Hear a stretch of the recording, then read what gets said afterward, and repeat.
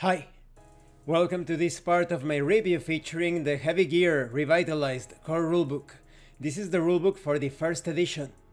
If you haven't seen the other parts of my review featuring this tabletop RPG of mecha battles and sci-fi drama, please check out the playlist in the description below.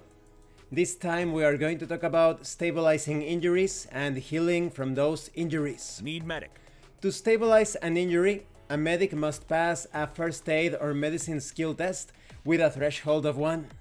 This test is modified by the victim's health trait and the victim's action penalty due to injuries.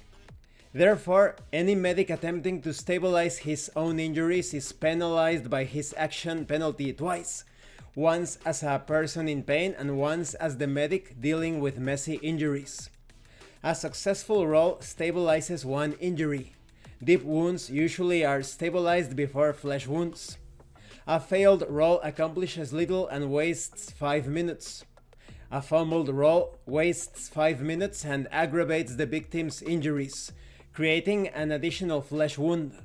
One attempt to stabilize a single injury, one flesh wound or deep wound, may be made per 5 minutes. Stabilized injuries do not degenerate, but they can be destabilized. Flesh wounds are destabilized by any heavy activity, including combat. Deep wounds become destabilized by anything greater than minimal activity, such as bed rest, feeding, bathroom, and little else. Destabilized wounds once again begin degenerating until they are stabilized again. There are two ways a character can die in combat: instant kill or because of trauma. If a character receives damage that surpasses his instant death score, he is immediately dead. These injuries are beyond the help of medical science. The character cannot be recovered. So maybe you got your head blown off, or your skull crushed, or perhaps you were cut in half.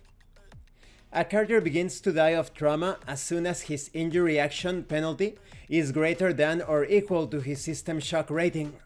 The character can be resuscitated by modern medical techniques if he is reached soon after death. The time between apparent death and irrevocable death is equal to twice the character's system shock plus the character's action penalty. Remember, it's a negative value, in minutes. If a character's action penalty plus twice his system shock rating is less than or equal to 0, the trauma is too severe to save the character and he dies. A resuscitation roll is conducted in the same manner as a stabilizing roll for injuries. Due to the action penalty, it is very difficult to resuscitate a dying person, unless one's character is a well-trained medic. If the roll succeeds, the victim is resuscitated, and the medic gets one chance to stabilize one of the victim's injuries. If the roll is failed, the victim will die after the time limit is expired. If the roll is fumbled, the victim dies immediately. If after resuscitation and injury stabilization, the action penalty from the victim's non-stabilized wounds is now below the victim's system shock rating, the victim will live as long as he receives constant medical attention and his wound has not reopened, that is, a destabilized wound. If the action penalty of the victim's non-stabilized wounds is still greater than the victim's system shock rating, the victim will once again begin to go into shock and die. The time until death is reset and the medic must once again resuscitate the victim and attempt to stabilize an injury. This process continues until the victim dies or enough of his injuries are stabilized to allow him to live. Only one wound heals at a time. Flesh wounds heal before deep wounds do. The resuscitation resting period occurs before flesh wounds begin to heal. Comatose individuals heal normally. The rate of healing depends upon the availability of modern medical facilities. Constant medical aid requires a properly staffed medical facility, such as a hospital or a field hospital. Without constant medical aid, flesh wounds take 1 week to heal. Deep wounds take 1 month to heal. Resuscitated individuals and those in long comas, over a week, will die without medical aid. With constant medical aid, flesh wounds take 3 days to heal. Deep wounds take 2 weeks to heal. Resuscitated individuals must spend 1 week recovering before their injuries begin to heal. Comatose individuals can survive on life support indefinitely, until they die of old age, that is. When it comes to permanent injuries, anytime a character suffers a deep wound, he may experience permanent effects. Once a character begins to recover from wounds, he must make a roll using a number of dice equal to the number of deep wounds he has. From this roll is subtracted his health trait.